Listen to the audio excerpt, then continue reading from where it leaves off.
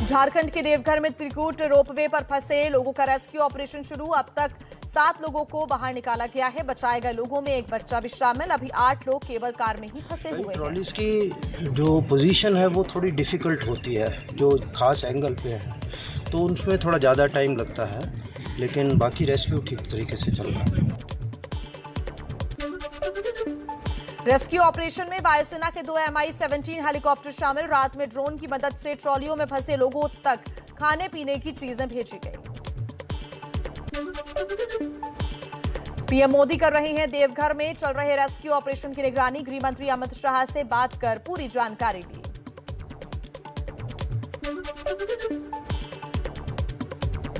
देवघर में रेस्क्यू के दौरान बड़ा हादसा। हेलीकॉप्टर पर चढ़ते वक्त एक युवक नीचे गिरा। सेना के हेलीकॉप्टर से युवक को बचाने की कोशिशों के दौरान छूट गया युवक का हाथ। देवघर के त्रिकूट पर्वत में रोपवे पर हादसे में 2 महिलाओं की मौत, 10 लोग घायल। 2 ट्रॉलियों के टकराने से रविवार दोपहर करीब 3 बजे हुआ था हादसा।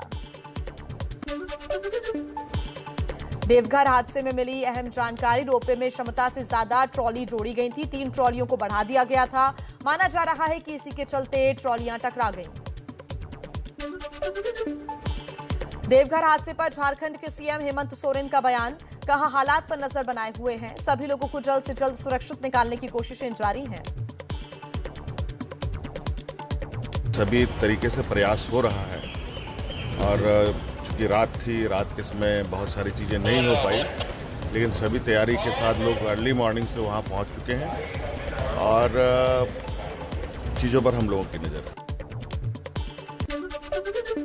झारखंड सरकार के पर्यटन मंत्री हफीजुल हसन ने घटना पर जताया दुख, जांच के दिए आदेश। इसका जांच हम लोग कराएंगे। जिस तरह हम देखे हैं कि 2 पुलिया जो है टेढ़ा हुआ है, तो कितना दिन पहले से घिसा हुआ है, क्या है, उसको हम जांच करेंगे।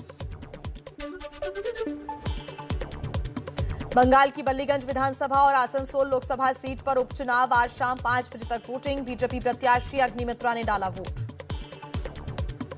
बस सबसे बड़ा चुनौती है कि तृणमूल हर तरह का चेष्टा करेंगे, जैसे जो आम पब्लिक है उसको बूथ पर ना देने जाए वो।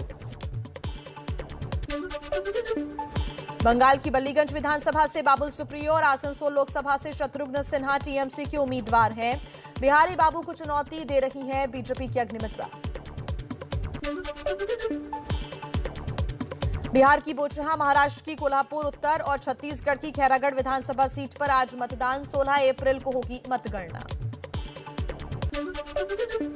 यूपी में विधान परिषद चुनाव की मतगणना शुरू। एमएलसी की 27 सीटों पर हुए चुनाव के नतीजे आज आएंगे। 36 में से 9 सीट पर निर्विरोध चुने गए हैं बीजेपी के उम्मीदवार। प्रधानमंत्री मोदी वीडियो कॉन्फ्रेंसिंग के जरिए आज गुजरात के अदालज में श्री अन्नपूर्णा धाम ट्रस्ट के छात्रावास और शिक्षा परिसर का उद्घाटन करेंगे। हीरामणि आरोग्य धाम का भूमि पूजन भी होगा।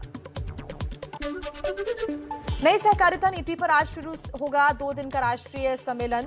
केंद्रीय सहकारिता मंत्री अमित शाह करेंगे उद्घाटन। दिल्ली दौरे पर पंजाब के सीएम भगवंत मान। आज सुबह 11 बजे राष्ट्रपति रामनाथ कोविंद और दोपहर 12:30 बजे उपराष्ट्रपति वेंकैया नायडू से मुलाकात करेंगे। दिल्ली के अधिकारियों के ट्रांसफर पोस्टिंग के मामले पर सुप्रीम कोर्ट में सुनवाई। अभी उपराज्यपाल के पास हैं अधिकार। पीएम मोदी और अमेरिकी राष्ट्रपति जो बाइडेन के बीच वर्चुअल बैठक में यूक्रेन समेत कई अहम मुद्दों पर हुई चर्चा। पीएम मोदी ने कहा, बूचा में बेकसूर लोगों की हत्या निंदनीय। हाल में बूचा शहर में निर्दोष नागरिकों की हत्याओं की खबर बहुत ही चिंताजनक थी। हमने इसकी तुरंत निंदा की और एक निष्पक्ष जांच की मांग भी की है।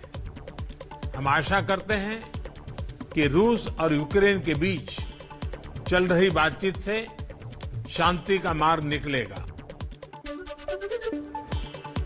पीएम मोदी ने कहा, भारत और अमेरिका विश्व के 2 बड़े लोकतांत्रिक देश और स्वाभाविक सहयोगी हैं। अमेरिका के साथ दोस्ती अभिन्न अंग है। हाल में बूचा शहर में निर्दोष नागरिकों की हत्याओं की खबर बहुत ही चिंताजनक थी। हमने पीएम मोदी के साथ बातचीत के बाद अमेरिकी राष्ट्रपति जो बाइडेन का बयान सामने आया। बाइडेन ने ट्विटर पर लिखा, भारत और अमेरिका रक्षा और आपसी साझेदारी बढ़ाने को लेकर प्रतिबद्ध।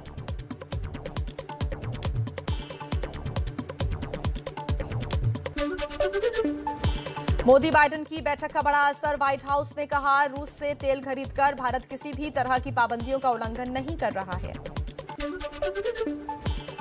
भारत अमेरिका के रक्षा मंत्रियों की अहम बैठक में रक्षा सहयोग और क्षेत्रीय सुरक्षा पर चर्चा हुई। राजनाथ सिंह ने अमेरिकी कंपनियों को भारत में रक्षा उपकरण बनाने का न्योता दिया। Major defense partnership is one of the most important pillars of India-US strategic relations. Bharat और अमेरिका के बीच 2+2 वार्ता में विदेश मंत्री एस जयशंकर ने कहा, दोनों देशों के रिश्ते और मजबूत होंगे।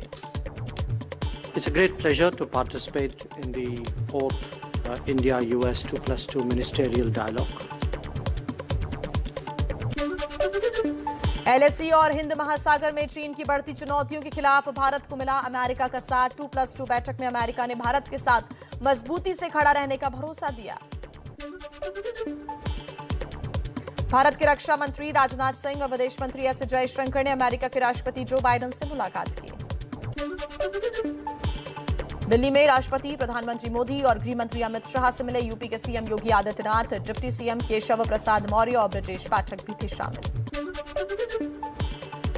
हिमाचल में आम आदमी पार्टी को एक और झटका। आप महिला मोर्चा की प्रदेश अध्यक्ष ममता ठाकुर, उपाध्यक्ष सोनिया बिंदल बीजेपी में शामिल हुई। बिलासपुर में कार्यकर्ताओं के घर बीजेपी अध्यक्ष जेपी नड्डा ने लगाई नेम प्लेट। कहा, 19 करोड़ से अधिक सदस्य यूं ही नहीं हुए। छत्तीसगढ़ के सीएम भूपेश बघेल ने कहा, राहुल गांधी को कांग्रेस अध्यक्ष की जिम्मेदारी फिर संभालनी चाहिए। पंजाब में कांग्रेस की हार के बाद नई टीम का ऐलान। सिद्धू की जगह अमरिंदर सिंह राजा वडिंग बने प्रदेश अध्यक्ष, प्रताप सिंह बाजवा बने विधायक दल के नेता। पंजाब के सीएम भगवंत मान ने फेसबुक पोस्ट में लिखा, पंजाबियों थोड़ा समय दो, धैर्य रखें, ऐसी एक भी चीज नहीं है जो मुझे याद नहीं, समस्याएं सुलझाने में वक्त लगेगा। आंध्र प्रदेश में बदल गई जगनमोहन की सरकार। 13 नए मंत्री समेत 25 मंत्रियों ने शपथ ली। सीएम जगनमोहन ने पहले ही कहा था कि चुनाव से 2.5 साल पहले सरकार में बदल देंगे मंत्री। केंद्र सरकार की धान खरीदी नीति के विरोध में तेलंगाना सरकार का दिल्ली में प्रदर्शन। सीएम के चंद्रशेखर राव और राकेश टिकैत ने धान और हल के साथ किया प्रदर्शन। योगी सरकार के दूसरे कार्यकाल में फिर से शहरों के नाम बदलने की सुगबुगाहट। बीजेपी विधायक विनोद सिंह ने सुल्तानपुर का नाम बदलने की मांग की। लिखा, कुश भवनपुर रखा जाए नाम। महंगे पेट्रोल डीजल पर मुख्यमंत्री नीतीश कुमार का लाचारगी वाला बयान। नीतीश बोले, महंगे तेल का कोई तत्काल समाधान नहीं है। पेट्रोल डीजल इस पर तो हम लोग कुछ महीना पहले ही किए थे ना राहत, लेकिन अगर कोई चीज इतना बढ़ जाता है तो तत्काल हम लोगों के पास इतना कहाँ है संसाधन कि हम लोग अभी तुरंत कुछ कह सकते हैं। अब ये हो रहा है कि पूरे देश का मसला है ना।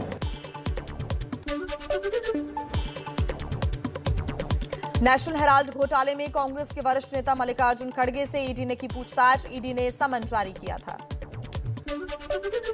मुंबई में आईएनएस विक्रांत फंड मामले में बीजेपी नेता किरीट सोमैया और उनके बेटे नील की अग्रिम जमानत अर्जी कोर्ट ने खारिज की। दोनों के खिलाफ मुंबई पुलिस में केस दर्ज है। गोरखनाथ मंदिर हमले के आरोपी अहमद मुर्तजा अब्बासी पुलिस कस्टडी 16 अप्रैल तक बढ़ाई गई। कल कोर्ट में हुई थी पेशी। बाहुबली मुख्तार अंसारी के करीबी पर योगी का बुलडोजर। गणेश दत्त मिश्रा की 60 करोड़ की अवैध संपत्ति पर बुलडोजर चला।